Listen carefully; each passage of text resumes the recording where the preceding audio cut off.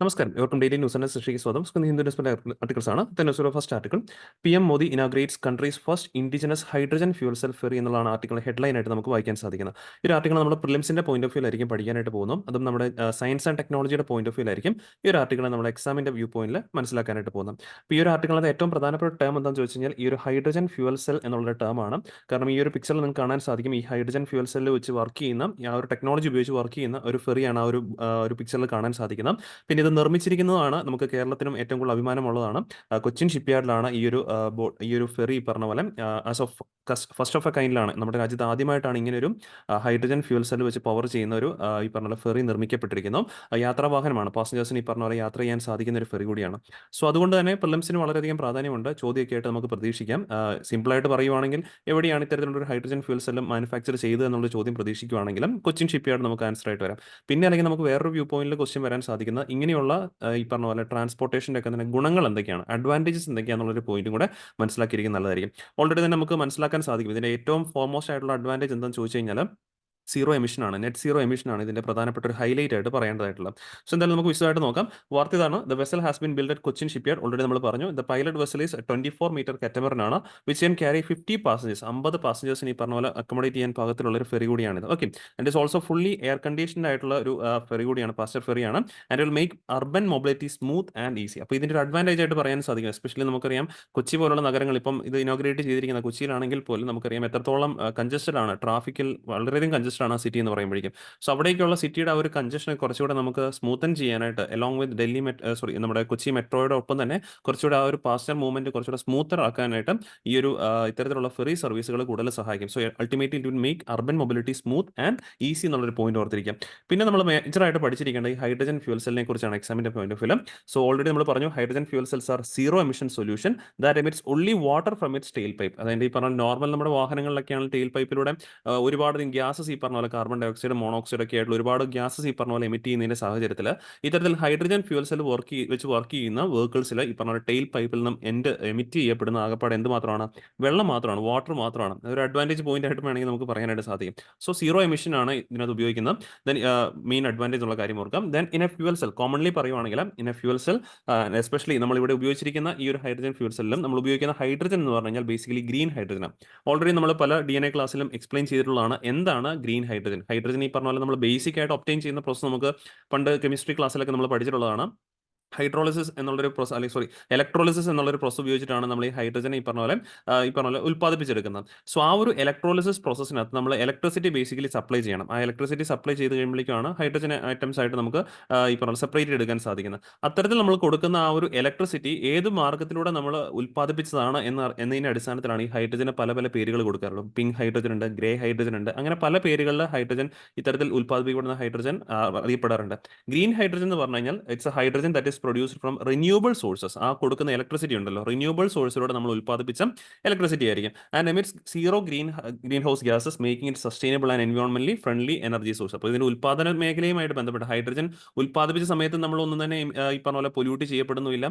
ഇനി ഈ ഹൈഡ്രജൻ ഉപയോഗിച്ച് വർക്ക് ചെയ്യുന്ന വാഹനമാണെങ്കിൽ പോലും എന്ത് ചെയ്യുന്നില്ല, അറ്റ്മോസ്ഫിയറിനെ പൊല്യൂട്ട് ചെയ്യപ്പെടുന്നില്ല. അപ്പോൾ ഓൾ ഓവർ നമ്മൾ നോക്കുമ്പോഴേക്കും മൊത്തത്തിൽ ഇതൊരു സീറോ എമിഷൻ മെത്തേഡ് ആയിട്ട് നമുക്ക് പറയേണ്ടതായിട്ട് വരും. Okay, so green hydrogen is supply to the anode side. അപ്പോൾ ഇവിടെ ഈ ഹൈഡ്രജൻ ഫ്യൂൽ സെല്ലിനകത്ത് നമ്മൾ ആനോഡ് സൈഡിലേക്ക് എന്താണ് സപ്ലൈ ചെയ്യുന്നത്? ഗ്രീൻ ഹൈഡ്രജൻ ആണ് സപ്ലൈ ചെയ്യുന്നത്. And hydrogen molecules release electrons at the anode and becomes positively charged hydrogen atoms, hydrogen ions. ഇങ്ങനെ ഈ ഹൈഡ്രജൻ ഈ പറഞ്ഞ പോലെ ഇലക്ട്രോൺസിന്റെ ഫ്ലോ നടക്കുമ്പോഴേക്കാണ്, ഇലക്ട്രോൺസിന്റെ ഫ്ലോ നടക്കുന്ന കൃത്യമായിട്ട് ഒരു ഇലക്ട്രിക് കറണ്ട് ജനറേറ്റ് ചെയ്യും. ആ ഇലക്ട്രിക് കറണ്ട് ഉപയോഗിച്ചിട്ടാണ് ഈ പറഞ്ഞ പോലെ ഈ വാഹനം വർക്ക് ചെയ്യപ്പെടുന്ന ഒരു കാര്യം കൃത്യമായിട്ട് ഓർത്ത് വെച്ചേക്കാം. ഇപ്പോൾ ശരിക്കും പറഞ്ഞാൽ നമ്മുടെ രാജ്യത്ത് ഇത്തരത്തിൽ ഹൈഡ്രജൻ ഫ്യൂൽ സെൽ ടെക്നോളജി ഉപയോഗിച്ചുള്ള വാഹനങ്ങളുടെ ഡെവലപ്മെന്റ് നടന്നുകൊണ്ടിരിക്കുകയാണ്. ഫ്യൂച്ചർ ഈ പറഞ്ഞ പോലെ ആ ഒരു മേഖലയിലേക്ക് ആയിരിക്കാം എന്നുള്ളത് തന്നെയാണ് കൃത്യമായിട്ടും വിലയിരുത്തപ്പെടുന്നത്. കാരണം ഇപ്പം നമ്മൾ ഇലക്ട്രിക് വാഹനങ്ങളൊക്കെയാണ്, ഇപ്പോൾ നമ്മുടെ കോമൺ ആയിട്ടുള്ള ഇലക്ട്രിക് വാഹനം എന്ന് പറഞ്ഞു കഴിഞ്ഞാൽ നമ്മൾ വീടുകളിൽ അല്ലെങ്കിൽ ഈ പറഞ്ഞ പോലെ പുറത്ത് എവിടെയെങ്കിലും ഈ പറഞ്ഞ പോലെ ഇലക്ട്രിക് ഗ്രിഡിൽ ഈ പറഞ്ഞ പോലെ കണക്ട് ചെയ്തിട്ടാണ് അത് ചാർജ് ചെയ്യപ്പെടുന്നത്, ബാറ്ററീസ് ചാർജ് ചെയ്യപ്പെടുന്നത്. അപ്പോൾ അതിൻ്റെ ഏറ്റവും വലിയൊരു ഒരു ഡിസഡ്വാൻറ്റേജ് അല്ലെങ്കിൽ ഒരു ലിമിറ്റേഷൻ നമുക്ക് എല്ലാവർക്കും അറിയാം. ചാർജിങ് ടൈം, ഒരുപാട് നേരം ചാർജിങ് ടൈം എടുക്കും. പിന്നെ ഈ പറഞ്ഞ പോലെ ഒരു സപ്പോസ് ഒരു ഇടത്തേക്ക് യാത്ര ചെയ്യുവാണെങ്കിൽ പോലും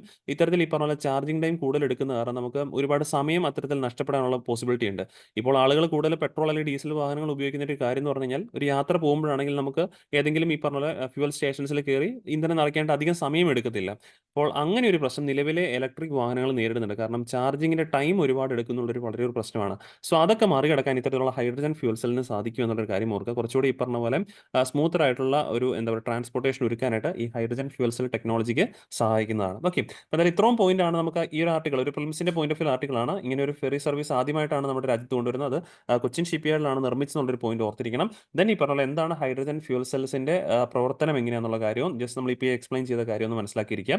ദെൻ ഇങ്ങനെ വെച്ച് വർക്ക് ചെയ്യുന്ന ട്രാൻസ്പോർട്ടേഷന്റെ ഗുണങ്ങൾ എന്തൊക്കെയാണെന്ന് ചോദിച്ചു കഴിഞ്ഞാൽ സീറോ എമിഷൻസ് ആണ്. പിന്നെ ട്രാൻസ്പോർട്ടേഷൻ കുറച്ചുകൂടെ സ്മൂത്തർ ആക്കാൻ സാധിക്കും എന്നുള്ളൊരു കാര്യം കൂടി മനസ്സിൽ വെച്ചേക്കാം. ഓക്കെ, ഇനി നമ്മൾ അടുത്ത ആർട്ടിക്കിളിലേക്ക് മൂവ് ഓൺ ചെയ്യുകയാണ്. ഇത് ഒരു പ്രിലിംസിന്റെ വ്യൂ പോയിന്റിലെ ആർട്ടിക്കിളാണ്.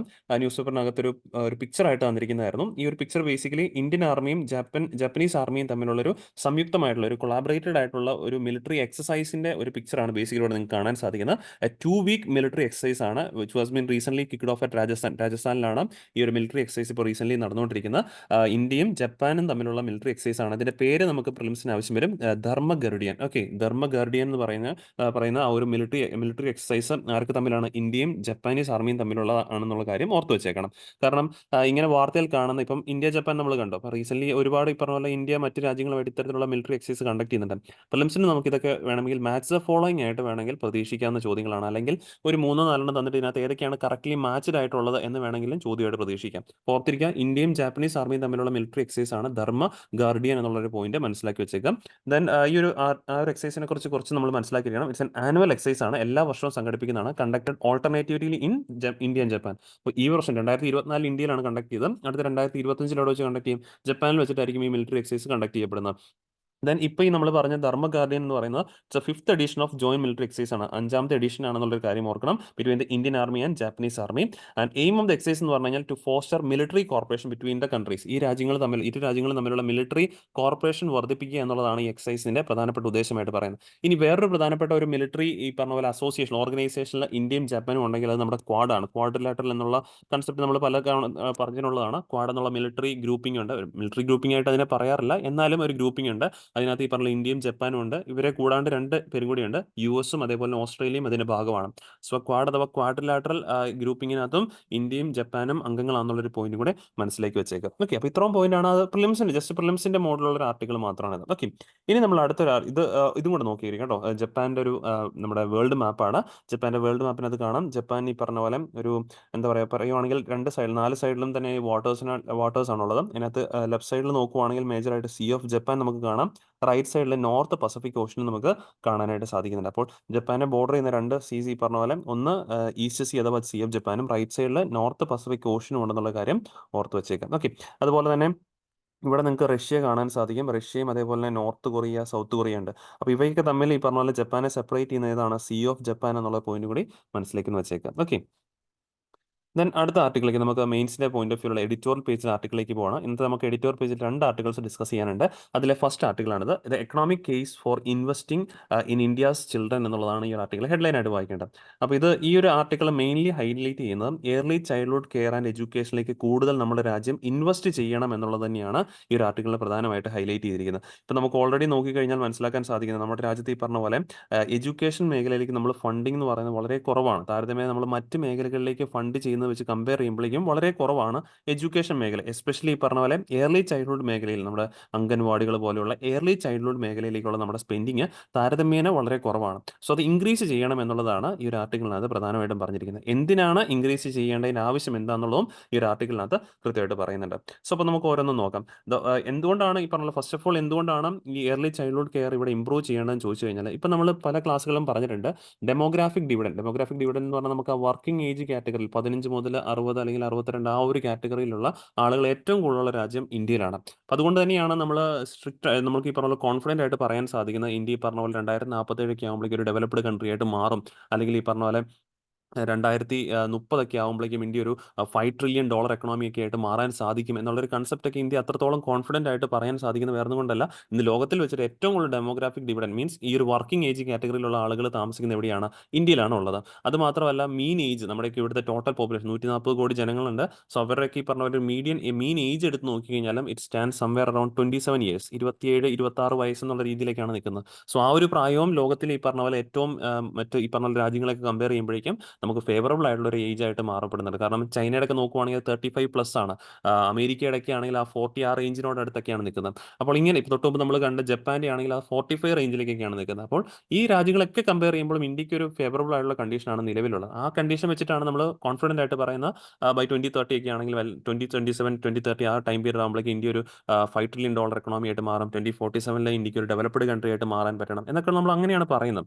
പക്ഷേ ആ ഒരു പോയിന്റിലേക്ക് നമ്മൾ നീങ്ങുമ്പോൾ യഥാർത്ഥമായിട്ട് നമ്മൾ ശ്രദ്ധിക്കേണ്ട ഒരു പോയിന്റ് ഉണ്ട്, ചൈൽഡ്ഹുഡ് കെയർ. കാരണം ചൈൽഡ്ഹുഡ് കെയർ കൃത്യമായിട്ട് നമ്മൾ കൊടുത്തില്ലെങ്കിൽ, ചൈൽഡ്ഹുഡ് കെയർ എന്ന് പറയുമ്പോൾ അവരുടെ എഡ്യൂക്കേഷൻ്റെ പരമായിട്ടുള്ള കാര്യങ്ങൾ, അവരുടെ ആരോഗ്യപരമായിട്ടുള്ള കാര്യങ്ങൾ, ഇതിനൊക്കെ നമ്മൾ ഇപ്പോൾ തന്നെ തൊട്ട് ശ്രദ്ധ കൊടുത്തില്ല എങ്കിൽ നമ്മൾ ഈ പറയുന്ന 2047 ആകുമ്പോഴേക്കും ഇന്ത്യക്ക് ഡെവലപ്ഡ് കൺട്രി ആയിട്ട് മാറണമെങ്കിൽ ഇപ്പോഴത്തെ കുട്ടികളാണ് അന്നത്തെ ആ ഒരു ഡെമോഗ്രാഫിക് ഡിവിഡൻ 15 വയസ്സ് ആ ഒരു കാറ്റഗറിയിലേക്ക് കയറി വരുന്നത്. അപ്പോൾ ഇപ്പോൾ നമ്മുടെ ഈ ചെറിയ കുട്ടികൾക്ക് അവർക്ക് നമ്മൾ ആ ഒരു ആരോഗ്യപരമായിട്ടും എഡ്യൂക്കേഷൻ പരമായിട്ടുള്ള ശ്രദ്ധ കൊടുത്തില്ല എങ്കിൽ ഒരുപക്ഷേ നമ്മൾ ആ വിചാരിച്ച പോലെ 2047 ഇന്ത്യക്ക് ഡെവലപ്ഡ് കൺട്രി ആയിട്ട് മാറാനായിട്ടുള്ള ഒരു പ്രാപ്തി ചിലപ്പോൾ, ആ ഒരു കഴിവ് ചിലപ്പോൾ ഉണ്ടാകണമെന്ന് നിർബന്ധമില്ല. സോ അതിനു വേണ്ടിയിട്ടാണ് ഈ ഒരു ആർട്ടിക്കിളിനകത്ത് എടുത്ത് പറഞ്ഞിരിക്കുന്നത്, there should be an increased investment in early childhood care and education. So basic one എന്താണെന്ന് ചോദിച്ചു കഴിഞ്ഞാൽ ആ ഒരു ഈ പറഞ്ഞ പോലെ bedrock, early childhood is the bedrock of human being. കാരണം ഇപ്പോഴത്തെ കുട്ടികളാണ് വരും തലമുറകളായിട്ട് ബേസിക്കലി ആക്ട് ചെയ്യുന്നത്. And they are the bedrock of A nation എന്നുള്ളൊരു കാര്യം ഓർത്തിരിക്കുക. എന്തുകൊണ്ട് ഇൻക്രീസ്ഡ് ഇത് കൊടുക്കണം എന്ന് ചോദിച്ചു കഴിഞ്ഞാൽ, റീസെന്റ് നമ്മുടെ ആണെങ്കിലും എഡ്യൂക്കേഷൻ മിനിസ്ട്രി ആണെങ്കിലും ഒക്കെ തന്നെ കണ്ടക്ട് ചെയ്ത റിപ്പോർട്ടുകളിലൊക്കെ തന്നെ എടുത്ത് പറയുന്ന ഒരു കാര്യമുണ്ട്. പ്രസന്റ്ലി നമ്മുടെ രാജ്യത്തെ കുട്ടികൾ, യങ് ലേണേഴ്സിന്റെ ഇടയിൽ ഈ പറഞ്ഞ പോലെ പഠനവുമായിട്ട് ബന്ധപ്പെട്ട് ഒരുപാട് സ്ട്രഗിൾ അവർ ഫേസ് ചെയ്യുന്നുണ്ട്.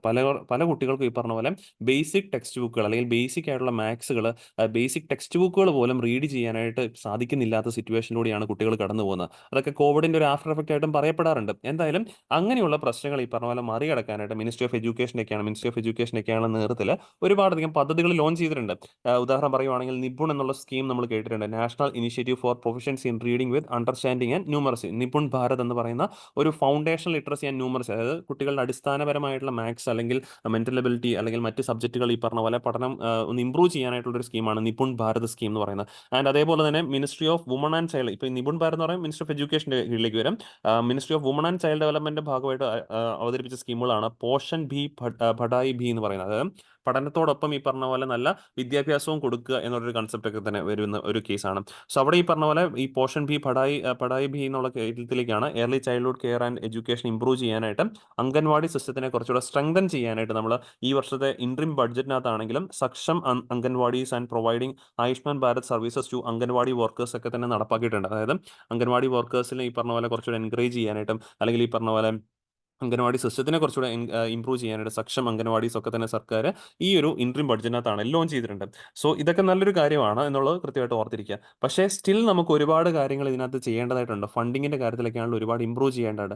ഇനി ഇത്തരത്തിൽ ഫണ്ടിങ് കൂടുതൽ ഈ ഏർലി ചൈൽഡ്ഹുഡ് കെയറിൽ സർക്കാർ കൂടുതൽ ഈ പറഞ്ഞ പോലെ സ്പെൻഡ് ചെയ്യുവാണെങ്കിൽ അവിടെ കിട്ടാൻ പോകുന്ന ബെനിഫിറ്റ്സ് എവിടെയൊക്കെയാണെന്ന് ചോദിച്ചു കഴിഞ്ഞാൽ, എസ്പെഷ്യലി വുമൺസിന് ഈ പറഞ്ഞ പോലെ ഫിസിക്കൽ ആൻഡ് മെന്റൽ ഹെൽത്തിൽ ഇംപ്രൂവ്മെന്റ് തീർച്ചയായിട്ടും ഉണ്ടാവും. സ്ത്രീകളുടെ ആണെങ്കിൽ ആരോഗ്യപരമായിട്ടുള്ള കാര്യങ്ങളിലും വിദ്യാഭ്യാസപരമായ കാര്യങ്ങളിലും അവർക്ക് നല്ലൊരു ജോലി കണ്ടെത്താനായിട്ടൊക്കെ തന്നെയാണെങ്കിലും സഹായിക്കും. സോ അങ്ങനെ നല്ലൊരു ജോലി, നല്ല വരുമാനമൊക്കെ വരുമ്പോഴേക്കും കുടുംബത്തിന്റെ ആണെങ്കിലും വരുമാനം ഇംപ്രൂവ് ചെയ്യും. അങ്ങനെ വന്നു കഴിയുമ്പോൾ ടോട്ടൽ ആ ഫാമിലിയുടെ പബ്ലിക് ഹെൽത്ത് എക്സ്പെൻഡിച്ചർ ഇംപ്രൂവ് ചെയ്യും. കാരണം ഹെൽത്തിനെ കുറിച്ച് കൂടുതലായിട്ട് കോൺഷ്യസ് ആകും.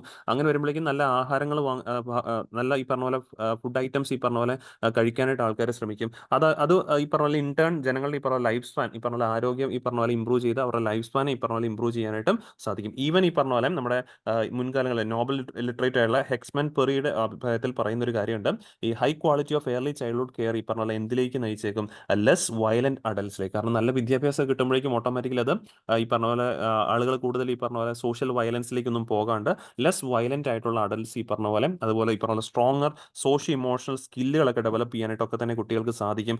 ലേറ്റർ സ്റ്റുഡൻറ് സൂയിസൈഡ്സ് ഒക്കെ തന്നെയാണെങ്കിലും പ്രിവെന്റ് ചെയ്യാനായിട്ടും ഇങ്ങനെയുള്ള ഏർലി ചൈൽഡ്ഹുഡ് കെയർ കുട്ടികളെ സഹായിക്കും എന്നുള്ളതാണ് ഈ ഒരു ആർട്ടിക്കിളിനകത്ത് എടുത്ത് പറഞ്ഞിരിക്കുന്നത്. അപ്പോൾ ഇതെല്ലാം കൂടെ വെച്ചിട്ടാണ് ഓദർ നമ്മളോട് പറയുന്നത് സർക്കാർ ഈ പറഞ്ഞാൽ എത്രയും പെട്ടെന്ന് അല്ലെങ്കിൽ വരും കാലഘട്ടങ്ങളിലാണെങ്കിൽ തീർച്ചയായിട്ടും എഡ്യൂക്കേഷൻ, എസ്പെഷ്യലി ഏർലി ചൈൽഡ്ഹുഡ് കെയറിന് കൂടുതൽ പ്രാധാന്യം നൽകണം, കൂടുതൽ ബഡ്ജറ്ററി അലോക്കേഷൻസ് കൊടുക്കണമെന്ന് ഈ ഒരു ആർട്ടിക്കിളാണ് നമ്മളോട് എടുത്ത് പറയുന്നത്. ഓക്കെ, അപ്പോൾ എന്തായാലും ഇനി അടുത്ത ആർട്ടിക്കിളിലേക്ക് മൂവ് ഓൺ ചെയ്യാം.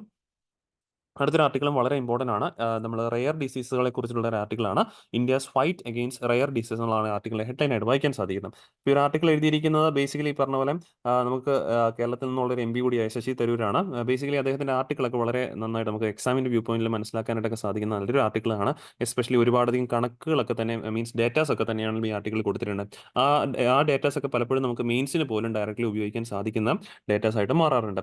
സോ എന്തായാലും ഈ പറഞ്ഞ പോലെ റെയർ ഡിസീസുകളെ കുറിച്ചുള്ള ഒരു ആർട്ടിക്കിളാണ്. ഈ ഒരു റെയർ ഡിസീസിന്റെ ബേസിക്കലി ഈ ഒരു ആർട്ടിക്കിൾ ഡിസ്കസ് ചെയ്യുമ്പോഴേക്കും നമ്മൾ ആദ്യം മനസ്സിലാക്കേണ്ടത് എന്താണ് ഈ പറഞ്ഞ റെയർ ഡിസീസ്, അല്ലെങ്കിൽ എന്ത് രീതിയിലുള്ള അസുഖങ്ങളെയാണ് നമ്മൾ റെയർ ഡിസീസ് എന്ന് വിശേഷിപ്പിക്കാൻ ചോദിച്ചു കഴിഞ്ഞാൽ, ഈ പറഞ്ഞ ടോട്ടൽ പോപ്പുലേഷനിൽ ലെസ് ദാൻ 2000 ആൾക്കാർക്ക്, അല്ലെങ്കിൽ ഈ പറഞ്ഞ പോലെ 1 in 1000 അങ്ങനെയുള്ള കാറ്റഗറിയിലേക്കൊക്കെ വരുന്ന ഈ പറഞ്ഞ പോലെ ഡിസോർഡേഴ്സ് അല്ലെങ്കിൽ ഡിസീസസിനെയാണ് നമ്മൾ എന്തായിട്ട് കാറ്റഗറി ചെയ്യുന്നത്, റെയർ ഡിസീസസ് എന്ന് ക്ലാസിഫൈ ചെയ്തിരിക്കുന്നത്. And these rare diseases are majorly thought to be genetic and are passed on from one generation to the next. അപ്പോൾ ഇത്തരത്തിലുള്ള ഈ റെയർ ഡിസീസുകൾ കൂടുതലും ഈ പറഞ്ഞ കണ്ടുവരുന്ന ജനറ്റിക് വിഭാഗങ്ങളിൽ പെടുന്നതാണ്. അതായത് ഒരു തലമുറയിൽ നിന്നും മറ്റൊരു തലമുറയിലേക്ക് ട്രാൻസ്ഫർ ചെയ്യപ്പെടുന്ന ഡിസീസസ് ആയിട്ടാണ് കൂടുതലായിട്ടും ഈ റെയർ ഡിസീസുകളെ കാണപ്പെടാറുള്ളത്. ഇന്ത്യയിൽ ഇത്തരത്തിൽ ക്ലാസിഫൈ ചെയ്തിരിക്കുന്ന haemophilia, thalassaemia, sickle cell anaemia, primary immuno deficiency in children, auto immune diseases, lysosomal storage disorders such as Pompe disease, Gaucher's disease, ഇങ്ങനെയാണ് ഈ പറഞ്ഞ പോലെ ഇന്ത്യയിൽ ഈ റെയർ ഡിസീസിന്റെ ക്ലാസിഫിക്കേഷൻ ഉള്ളത്. ഇത് എന്തുകൊണ്ടാണ് വാർത്തയിൽ വരുന്നതെന്ന് ചോദിച്ചു കഴിഞ്ഞാൽ, ഇത് വളരെ റെയർ ആയിട്ടുള്ള ഡിസീസ് ആയതുകൊണ്ട് തന്നെ ഈവൻ ഡോക്ടേഴ്സിനോ അല്ലെങ്കിൽ ഈ പറഞ്ഞ പോലെ മറ്റ് മെഡിക്കൽ മേഖലയിലുള്ള ആളുകൾക്ക് പോലും ഇത്തരത്തിലുള്ള അസുഖങ്ങളുമായിട്ട് വരുന്ന പേഷ്യൻസിനെ ഈ പറഞ്ഞ പോലെ തിരിച്ചറിയാൻ സാധിക്കുന്നില്ല, ഡയഗ്നോസ് ചെയ്യാനായിട്ട് പറ്റുന്നില്ല. കാരണം ഈ സിംറ്റംസോ കാര്യങ്ങളോ നമ്മൾ അധികം ആളുകൾ കാണുന്നില്ല. അതുകൊണ്ട് തന്നെ സിംറ്റംസ് ചിലപ്പോൾ പലപ്പോഴും ഇത് വേറെ എന്തെങ്കിലും അസുഖങ്ങളാണെന്ന് വിചാരിച്ച് മറ്റ് മരുന്നുകളൊക്കെ കൊടുക്കാനുള്ള സാധ്യത വളരെ കൂടുതലാണ്. അപ്പോൾ ഇത് ഡയഗ്നോസ് ചെയ്യാനായിട്ടുള്ള കാലതാമസം, ഒന്ന് ഡോക്ടേഴ്സിന് ഇത് തിരിച്ചറിയാനായിട്ട് സാധിക്കുന്നില്ല. ഇനി വൺസ് ഇത് തിരിച്ചറിഞ്ഞാൽ പോലും ഇതിനെ ഇങ്ങനെയുള്ള അസുഖങ്ങളെ എങ്ങനെ ട്രീറ്റ് ചെയ്യണമെന്ന് പോലും അറിയത്തില്ല. കാരണം ഇങ്ങനെയുള്ള അസുഖങ്ങൾക്ക് പലപ്പോഴും ഒരു പ്രോപ്പർ ഡെഫിനിഷൻ കാണത്തില്ല, ഒരു പ്രോപ്പർ ആയിട്ടുള്ള ഒരു ട്രീറ്റ്മെന്റ് SOP മെത്തഡോളജി പോലും പലപ്പോഴും കാണണം നിർബന്ധമില്ല. സോ അങ്ങനെ വരുമ്പോഴേക്കും പേഷ്യൻസ് ഈ പറഞ്ഞാൽ വളരെ ബുദ്ധിമുട്ട് നേരിടുന്നുണ്ട്. എസ്പെഷ്യലി ഇത് റെയർ ഡിസീസുകളൊക്കെ ആയതുകൊണ്ട് തന്നെ മരുന്ന് നിർമ്മാണ കമ്പനികൾ ഈ മേഖലയിൽ കൂടുതൽ റിസർച്ച് ആൻഡ് ഡെവലപ്മെന്റ് ഒന്നും നടത്താറില്ല. കാരണം വളരെ കുറച്ച് ആളുകൾക്ക് മാത്രമുള്ള ഡിസീസ് ആയതുകൊണ്ട് തന്നെ ഇതിനകത്ത് കൂടുതൽ റിസർച്ച് ആൻഡ് ഡെവലപ്മെന്റുകൾ നടത്താറുമില്ല. അതുകൊണ്ട് തന്നെ ഇത്തരത്തിൽ അസുഖങ്ങളുള്ള ആളുകൾക്ക്, ഡിസീസ് ഉള്ള ആളുകൾക്ക് ഈ പറഞ്ഞ പോലെ എന്തെങ്കിലും മെഡിസിൻസ് ഉണ്ടെങ്കിൽ തന്നെ അതിന് ഹൈ കോസ്റ്റുമാണ് മാർക്കറ്റിൽ എന്നുള്ള കാര്യം ഓർക്കുക. ഇങ്ങനെയുള്ള പലവിധ ബുദ്ധിമുട്ടുകൾ ഈ ഇത്തരത്തിലുള്ള ഡിസോർഡേഴ്സ് ഡിസീസ് ഫേസ് ചെയ്യുന്ന ആളുകൾ നേരിടുന്ന പ്രശ്നങ്ങളാണ്. അപ്പോൾ ഇതിനെയൊക്കെ മറികടക്കാനായിട്ട് ശരിക്കും പറഞ്ഞാൽ 2017 ministry of health and family welfare ഒരു നാഷണൽ പോളിസി ഒക്കെ തന്നെ ഈ പറഞ്ഞ പോലെ രൂപീകരിച്ചിട്ടുണ്ടായിരുന്നു ടു ട്രീറ്റ് റെയർ ഡിസീസുകൾക്ക് വേണ്ടിയിട്ട്.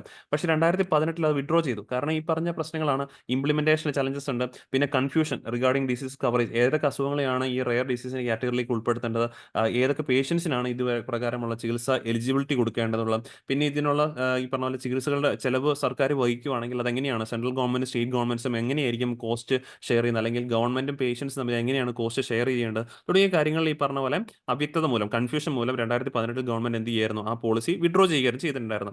പകരം ഈ പറഞ്ഞ 2021 വീണ്ടും ഇത്തരത്തിലുള്ള ഒരു പുതിയ പോളിസിയായിട്ട് വന്നു, national policy for rare disease എന്ന് പറഞ്ഞ പുതിയൊരു പോളിസിയുമായിട്ട് ബന്ധപ്പെട്ട് വന്നു. ബട്ട് സ്റ്റിൽ നേരത്തെ ഈ പോളിസി, ഇതുപോലെയുള്ള പോളിസിക്കകത്ത് നമ്മൾ ഈ പറഞ്ഞ രീതിയിലുള്ള പ്രശ്നങ്ങൾ സ്റ്റിൽ എവിടെയും പെർസിസ്റ്റ് ചെയ്യുന്നുണ്ട്. ഈ നാഷണൽ പോളിസി ഫോർ റെയർ ഡിസീസിനകത്തും പെർസിസ്റ്റ് ചെയ്യുന്നുണ്ട്. സച്ചാസ് ഒരു പ്രോപ്പർ ഡെഫിനേഷൻ കൊടുക്കാൻ സാധിച്ചിട്ടില്ല, എന്താണ് റെയർ ഡിസീസ് എന്നുള്ളതിനെ പ്രോപ്പർ ആയിട്ടുള്ള ഒരു ഡെഫിനേഷൻ കൊടുക്കാനായിട്ട് സാധിച്ചിട്ടില്ല. ജസ്റ്റ് നമ്മൾ തുമ്പരം കണ്ട ഒരു ഡെഫിനേഷൻ എന്ന് പറഞ്ഞു കഴിഞ്ഞാൽ അതൊരു നമ്മൾ ഈ പോളിസിക്കകത്തുള്ള ഡെഫിനേഷൻ കാര്യങ്ങളൊന്നല്ല, അറ്റ്ലീസ്റ്റ് ഈ പറഞ്ഞ പോലെ വൈഡ്ലി അക്സെപ്റ്റബിൾ ആയിട്ടുള്ള ഒരു ഡെഫിനേഷൻ കാര്യങ്ങളൊക്കെയാണ് നമ്മൾ നേരത്തെ കണ്ടത്. പക്ഷേ ഈ ഒരു പോളിസിക്കകത്ത് ഒരു റെയർ ഡിസീസിനെ കുറിച്ചുള്ള ഒരു പ്രോപ്പർ ഡെഫിനേഷൻ കാണാൻ സാധിക്കുന്നില്ല. പിന്നെ ഈ പറഞ്ഞ പോലെ സഫീഷ്യന്റ് ഡേറ്റ, എത്ര ആളുകൾക്കാണ് ഇന്ത്യയിൽ ഇങ്ങനെയുള്ള റെയർ ഡിസീസുകൾ ഉള്ളത്, ഇതിനെ എങ്ങനെ വേണം ട്രീറ്റ് ചെയ്യേണ്ടത് തുടങ്ങിയ കാര്യങ്ങളെ കുറിച്ചിട്ട് ഒന്നും തന്നെ ഈ പറഞ്ഞ പോലെ ഒരു ഡെഫിനേഷനോ കാര്യങ്ങളോ ഒന്നും കൊടുത്തില്ല. അതുകൊണ്ട് തന്നെ even physicians are generally unaware of how to interpret the science and symptoms. ഈ പറയുന്ന രീതിയിലുള്ള സയൻസും സിംറ്റംസും ഇത് ഈ അസുഖങ്ങളുടെ ആണോ എന്ന് പോലും തിരിച്ചറിയാനായിട്ട് നമ്മുടെ രാജ്യത്ത് ഫിസിഷ്യൻസ് സാധിക്കുന്നില്ല. സോ എന്തായാലും പിന്നെ മറ്റൊരു പ്രശ്നമാണ് ഈ പറഞ്ഞ ഫണ്ട് അലൊക്കേഷൻ്റെ കാര്യങ്ങൾ. മേജർ ചലഞ്ചിൽ ഒന്നാണ് ഫണ്ട് അലൊക്കേഷൻ്റെ കാര്യം. സ്റ്റിൽ നമ്മൾ തൊട്ട് മുമ്പ് എഡ്യൂക്കേഷൻ്റെ കാര്യം പറഞ്ഞ പോലെ ഹെൽത്ത് മേഖലയിലേക്കുള്ള ഫണ്ട് അലൊക്കേഷൻ, എസ്പെഷ്യലി ഈ റെയർ ഡിസീസുകളെ ട്രീറ്റ് ചെയ്യാൻ വേണ്ടിയിട്ട് ഈ വർഷത്തിലാണെങ്കിൽ നമ്മൾ കഴിഞ്ഞ വർഷത്തെ ബഡ്ജറ്റിനകത്താണെങ്കിലും ഫണ്ടുകൾ അലോക്കേറ്റ് ചെയ്തിട്ടുണ്ടായിരുന്നു. അത് മുൻകാല വർഷങ്ങളെക്കാളും വർദ്ധിച്ചിട്ടുണ്ട്. പക്ഷേ ഈ 93 crores എന്ന് പറയുന്ന അലോക്കേറ്റ് ചെയ്തിരിക്കുന്ന സ്റ്റിൽ അതൊരു ലെസർ എമൗണ്ട് ആണെന്നുള്ളൊരു പോയിന്റ് മനസ്സിലാക്കിയിരിക്കാം. അപ്പോൾ എന്താണ് ഇനി ചെയ്യേണ്ടത്, വേ ഫോർവേഡ് എന്താണെന്ന് ചോദിച്ചു കഴിഞ്ഞാൽ, സ്ട്രിക്ട്ലി സെൻട്രൽ ഗവൺമെന്റ് ആദ്യം തന്നെ ഇങ്ങനെ ഒരു പോളിസി കൊണ്ടുവന്നിട്ടുണ്ട്. അതിന് വേണ്ടിയിട്ട് കൂടുതൽ ഇനി എന്ത് ചെയ്യണം, കൂടുതൽ ബഡ്ജറ്ററി അലോക്കേഷൻസ് കൊണ്ടുവരണം. പിന്നെ കൃത്യമായിട്ടുള്ള ഡെഫിനിഷൻ, റെയർ ഡിസീസുകളുടെ ഡെഫിനിഷൻ, അതിന് ഈ പറഞ്ഞ പോലെ എങ്ങനെ ട്രീറ്റ് ചെയ്യണം എന്നുള്ളതിൻ്റെ SOP കാര്യങ്ങളും സ്റ്റാൻഡേർഡ് ഓപ്പറേറ്റിംഗ് പ്രൊസീജിയറും കാര്യങ്ങളും, അതേപോലെ ഈ പറഞ്ഞ പോലെ ഡ്രഗ് മാനുഫാക്ചറിങ്ങുമായിട്ട് ബന്ധപ്പെട്ട് ഈ പറഞ്ഞ പോലെ പ്രോപ്പറായിട്ട് ഡ്രഗ് മാനുഫാക്ചറിങ്ങുമായിട്ട് ബന്ധപ്പെട്ട് increased R&D, research and development കൂടുതലായിട്ട് ചെയ്യണം. പിന്നെ ഈ പറഞ്ഞ പോലെ ഇത്തരത്തിലുള്ള മരുന്നുകൾക്ക് പ്രൈസും കാര്യങ്ങളും അഫോർഡബിൾ രീതിയിലേക്ക് കൊണ്ടുവരാനായിട്ട് സാധിക്കണം. പിന്നെ സ്റ്റേറ്റ് ഗവൺമെന്റ്സിന് ഇതിനകത്ത് ചെയ്യാനുള്ള വഴികൾ ഒരുപാടുണ്ട്. കാരണം എസ്പെഷ്യലി ഈ പറഞ്ഞ സ്റ്റേറ്റ് ഗവൺമെന്റ്സിലായിരിക്കുമല്ലോ അവരുടെ ഫസ്റ്റ് ലൈൻ ട്രീറ്റ്മെന്റ് സെന്റേഴ്സ് ഒക്കെ തന്നെ സ്റ്റേറ്റ് ഗവൺമെന്റ് സെന്ററിലായിരിക്കും വരുന്നത്. സോ അങ്ങനെയുള്ള ട്രീറ്റ്മെന്റ് സെന്റേഴ്സിലൊക്കെ തന്നെ ഇങ്ങനെയുള്ള അസുഖങ്ങൾക്ക് ട്രീറ്റ്മെന്റ് കൊടുക്കാൻ പാകത്തില്ല. അതുപോലെ ഈ പറഞ്ഞ പോലെ കോസ്റ്റ് ഷെയറിംഗും ഒക്കെ ആയിട്ട് ബന്ധപ്പെട്ട് സ്റ്റേറ്റ് ഗവൺമെന്റ്സിന് എന്ത് ചെയ്യാം, CSR ഇനീഷ്യേറ്റീവ് കോർപ്പറേറ്റ്സും ഒക്കെ ആയിട്ട് ബന്ധപ്പെട്ട് സഹകരിച്ച് CSR ഫണ്ടുകൾ ഉപയോഗിക്കാൻ സാധിക്കും. അത്തരത്തിലുള്ള CSR ഇനീഷ്യേറ്റീവ്സും പാർട്ട്ണർഷിപ്സും ഒക്കെ തന്നെ ഉപയോഗിച്ച് കഴിഞ്ഞാൽ ഇത്തരത്തിൽ അസുഖം നേരിടുന്ന ആളുകൾക്ക് ഈ പറഞ്ഞത് ഒരുപാടധികം സഹായകമായി മാറും എന്നുള്ളൊരു കാര്യം കൂടി ഓർത്ത് വെച്ചേക്കാം. എന്തായാലും ഈ പറഞ്ഞ അൾട്ടിമേറ്റ്ലി നമുക്ക് ഇങ്ങനെയുള്ള അസുഖങ്ങളെയൊക്കെ തന്നെ അല്ലെങ്കിൽ ഇത്തരത്തിലുള്ള ഡിസോർഡേഴ്സിനൊക്കെ തന്നെ നമുക്ക് ഈ രാജ്യത്ത് നിന്ന് മാറ്റിയെങ്കിൽ മാത്രമേ ഉള്ളൂ, മാറ്റണം. അത് മാറ്റിയെങ്കിൽ മാത്രമേ ഉള്ളൂ നമുക്ക് തീർച്ചയായിട്ടും എല്ലാ ആളുകളെയും കൂടെ ചേർത്ത് പിടിച്ചിട്ട് ഈ ഒരു ഇൻക്ലൂസീവ് ആയിട്ടുള്ള ഡെവലപ്മെന്റിലൂടെ നമ്മുടെ രാജ്യത്തിന് 2047 ആകുമ്പോഴേക്കും ഒരു ഡെവലപ്ഡ് കൺട്രി ആയിട്ട് മാറാനായിട്ട് സാധിക്കത്തുള്ളൂ എന്നൊരു കാര്യം ഓർത്ത് വെച്ചേക്കാം. സോ എന്തായാലും ഇത്രയും കാര്യങ്ങളാണ് നമുക്ക് ഇന്നത്തെ DNA ക്കകത്ത് പഠിക്കാനുണ്ടായിരുന്നത്. പിന്നെ ഡിസ്കസ് ചെയ്ത ടോപ്പിക്സ് എല്ലാവർക്കും ക്ലിയർ ആണെന്ന് വിശ്വസിക്കുന്നു. വീണ്ടും നമുക്ക് അടുത്ത ദിവസം കാണാം. Thank you.